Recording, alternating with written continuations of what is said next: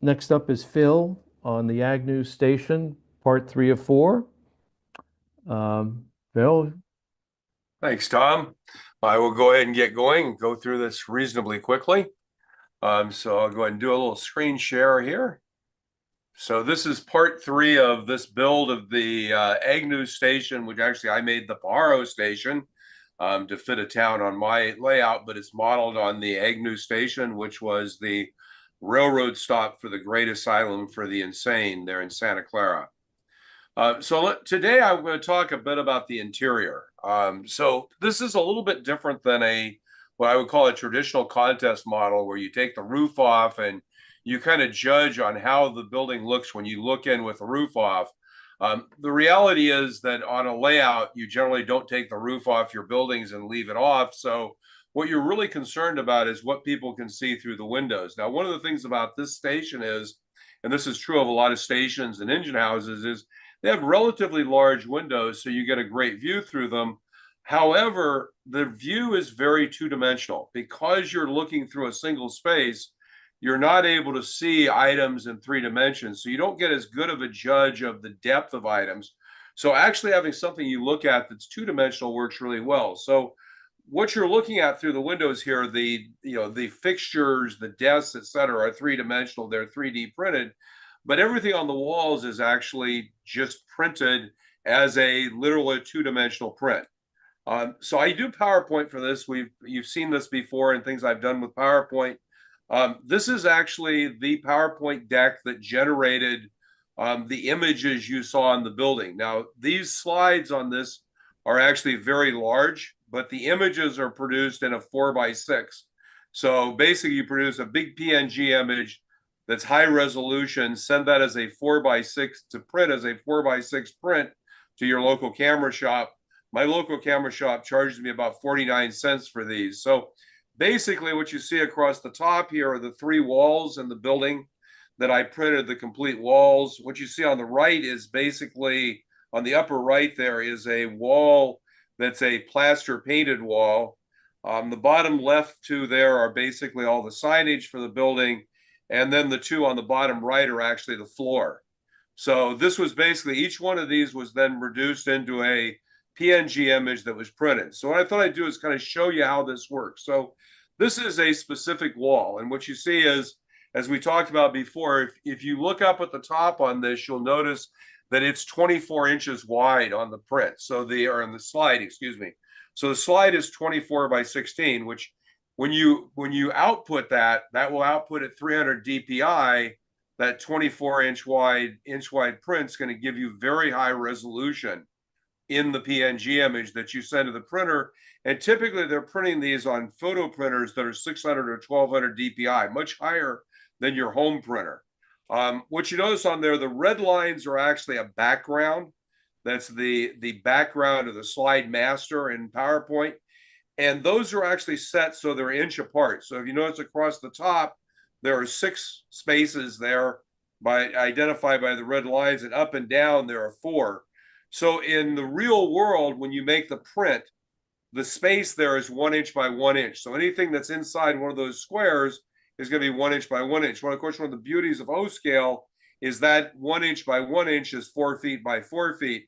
So it's really easy to kind of ascertain, well, for example, if you look at that one of the paintings here, you can see that they're about 3 foot tall. They're about 3/4 of an inch tall, which means they're going to be about 3 foot tall, which is probably appropriate for use in a building. So what I want to do is show you that this is what that print looks like as a print. And what you see down below, the upper wall and the picture below is actually that print as a wall. And you notice I actually ended up making it a little too wide because when I put those trim pieces in that run up and down along the wall right at the corners to cover that intersection, they actually covered a little bit of one of the pictures that I put in there, but I decided you really couldn't see it that well, so it really wasn't that appropriate or mattered that much. And again, the idea is no one ever is going to look at the building in this view. You don't ever do that in the real world, so why would you do it in a model? And as you'll see next week when I talk about the lighting is actually designed in this, so when you take the roof off, you're actually looking at the top of the lighting you're not looking down into the building. You have to remove the lighting to be able to see into the building. But what you see is there are the four walls and that wall. So what I want to do is kind of show you how that wall was built. So basically, this is the wall, and I've taken the picture frame on the left, or excuse me, the window frame on the left, the door, and one of those pictures, and kind of disassembled to show you how the parts go together there. So basically, the window, the black is what's going to be cut out. So that's actually where the physical window is in the model, and you're going to look through that. So before this is put together, the black will be cut out. And then what I've done is surrounded that with this brown, with the brown material, brown wood material. And that's actually, and I'll show you in a minute, that's actually one of the backgrounds you get in PowerPoint. It's actually one of the textures you get. You can see us again, the pieces for the door. The door itself was something I found on the internet. And then I put a door frame around that. So this didn't have a door frame. It was a raw door that somebody was selling on some site. And then you'll notice the pictures, there's a single frame, and that all of them have the same frame. And then what I've done is I found pictures that I liked that were from the center of California. And I've actually then used cropping and scaling to fit those pictures inside that picture frame. So each one of these is done exactly the same way. And so if I jump into the next slide, this is actually using textures and fills. So if you look at one of those pieces of wood there, that piece of wood is actually filled by using the texture down here at the bottom and then picking this dark wood texture. You notice there are kind of three wood textures down here. There's some sand textures, kind of some wall textures, and all these things are great to fill in objects. So that object, literally, you don't need to download anything. You just create it instantly by making a square or a rectangle and then going and filling it as a fill color, clicking on texture, and going and importing a fill color. By the way, you'll notice that one of the other things you can do is you can actually use a picture. So if you have a picture of something you really like that's a wood grain or a background, you can actually add that to an object as well. So it's a really easy way to kind of make those objects of a certain color and then put them in. You'll notice the door handle, by the way, is right above there. That was just basically a block that I kind of made a brass color. Because again, I just wanted to have that illusion that there was something there. This is the wainscoting. And so the wainscoting, I found this on a site. I don't know if it was Home Depot or Lowe's or somebody else, and they were actually selling a panelized wainscoting. And so this wainscoting was actually on their site. And so what I did was I grabbed that piece. And so there's one of these. This is the same. And then I've replicated it and I've inverted it. So you basically replicate it. You cut it in different places so that when you squish these together, it doesn't have a linear appearance. And if you kind of look at it, you'll notice that this one here and this one here have been reversed. So, in PowerPoint, you can reverse an object. So this little coloration is moved from this side to this side. And if you look up here and you look really closely, now that you can see that coloration across the piece. But when you look at it, especially when you look at it through the windows of the building, it's virtually impossible to see. So again, what we're trying to create is that illusion of detail and illusion of completeness in the building without having to go actually find wainscoting, paint it, mount it, et cetera, et cetera. We can do it all. And once you do this wainscoting once, it's now easy to reproduce that on each wall in the same way, and it all looks the same. So the other thing that I want to talk through very quickly was the floor.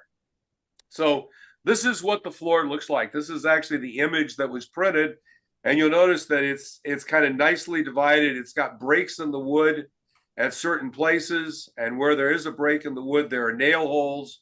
And so when you look at the floor, it looks like a well-made kind of rustic depot floor. The way this was done is actually by using, again, an object I found on the internet. And the floor is actually built out of a whole bunch of boards. So if you look at this, each one of these boards is actually a unique board. And the way those were created is by actually creating each individual board and then putting them together.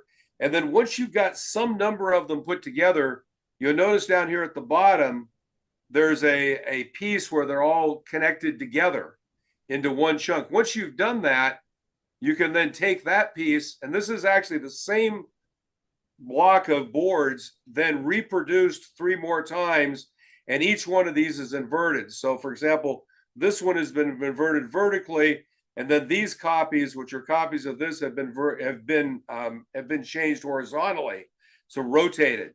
So if you kind of see that by that way these boards stick out at the end, but what happens is you've actually taken the pattern and made it so it looks different between the different boards. So how do you create an individual board? So the way that's done is actually really pretty simple. What you see here on the left is actually, this is what I downloaded from the internet. And by the way, if you notice right in the middle here, it's hard to see. You may be able to see it if it's large enough on your computer. There's actually a watermark right here on the middle of this image.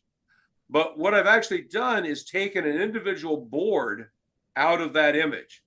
And the way you do that is you use the crop tool. So you basically take this image, make a copy of it, and then you use the crop tool to crop down to an individual board. So each one of those boards is actually an image. And by the way, the file does get pretty big because until you actually copy it as a PNG, there are a lot of versions of the same image in there. So that's one board out of that image of boards. There's another board. And once you actually get the cropping started, you can zoom in on the crop and you can actually cut the crop off very effectively right at the lines of each board. So it's literally like thinking about almost like cutting the boards out of a scribe siding to get individual boards. Then those boards were reassembled into the overall set of things. You'll notice that I kept the lines where the breaks were. Those are all on a line. So when I added the boards back in, these are 2 separate boards added together. And those break lines are 4 feet apart, which kind of matches what you would see with joists under the floor. Then what I created was just a really simple box of 4 dark gray circles. They're just circles filled in with dark gray color.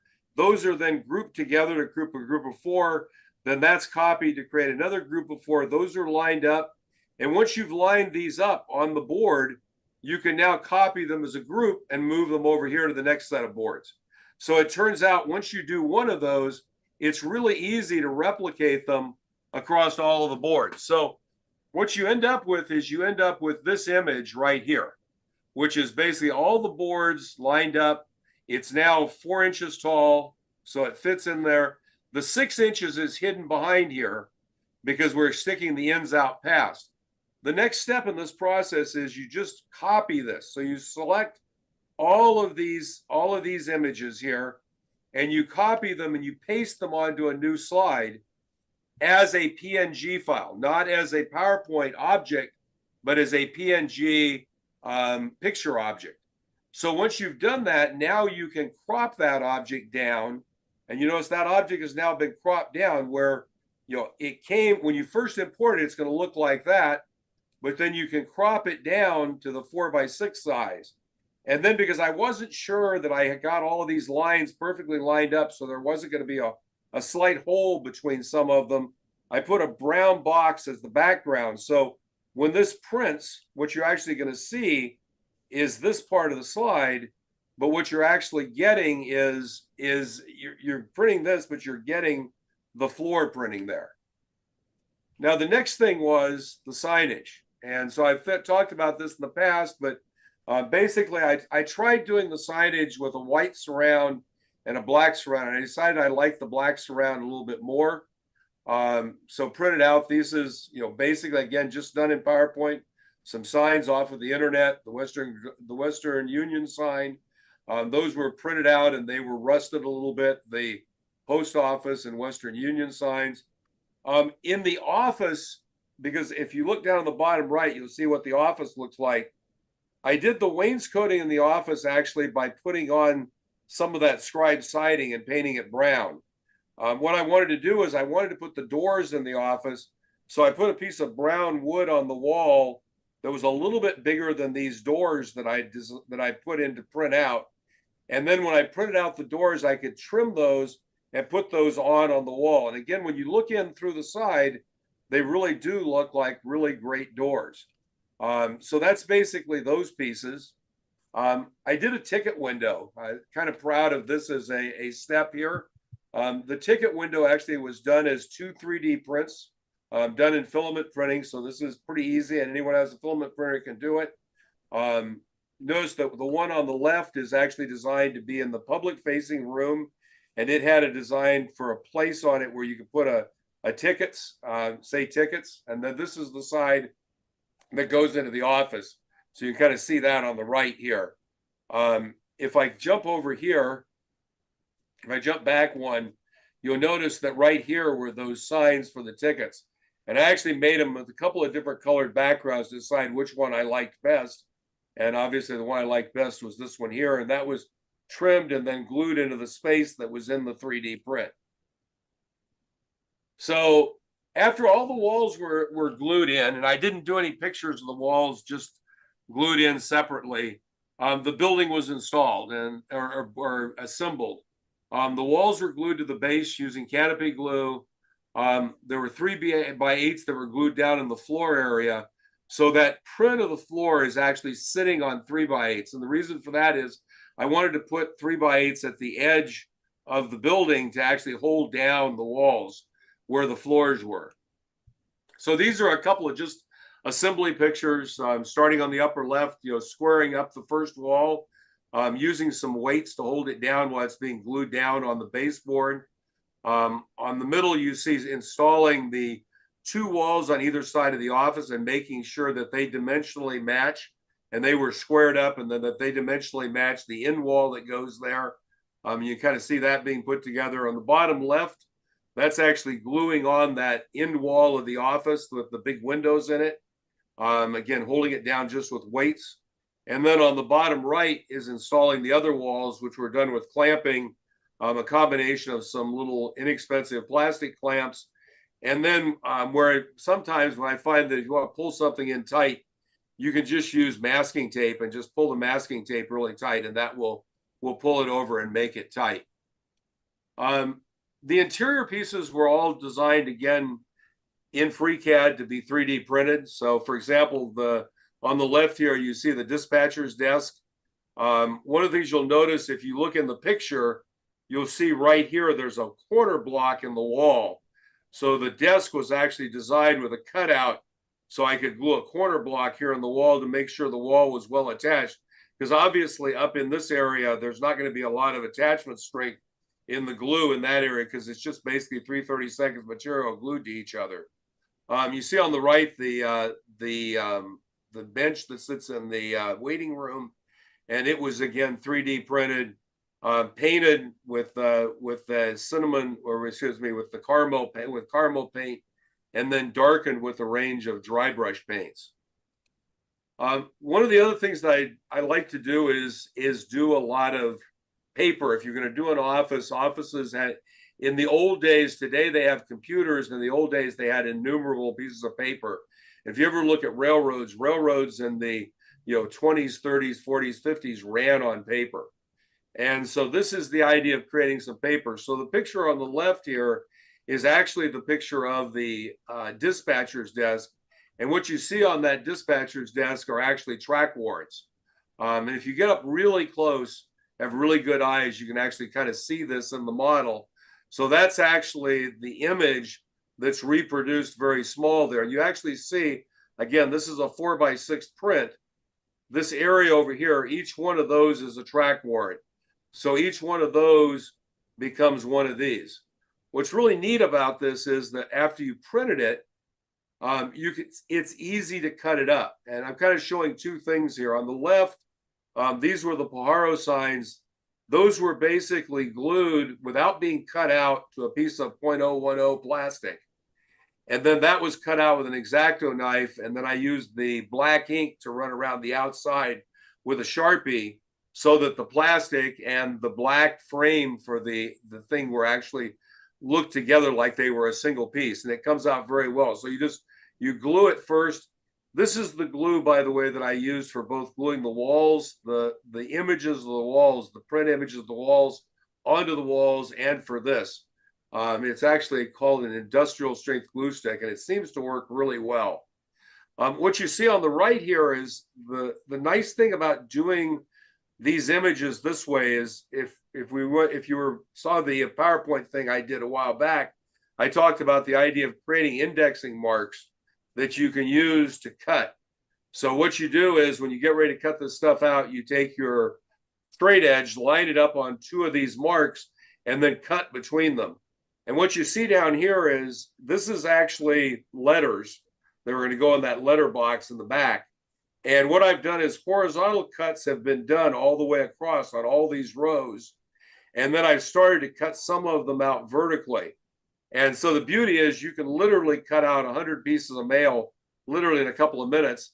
And then I just use a little touch of glue and glue them on the shelves. So, when you look at this, at the interior piece here, this back piece, this was again done as a 3D printed object with a filament printer. It was painted the same way with carbon and then darkened with black dry brushing.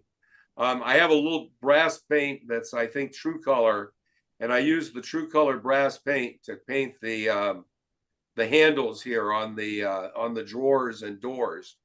And then each one of these is just one of those letters. There were some smaller letters, some larger letters, and they just basically, once you've cut them out, you just take them, just a touch of glue and put them in on a shelf. So anyway, I think that's as far as we're going to get tonight.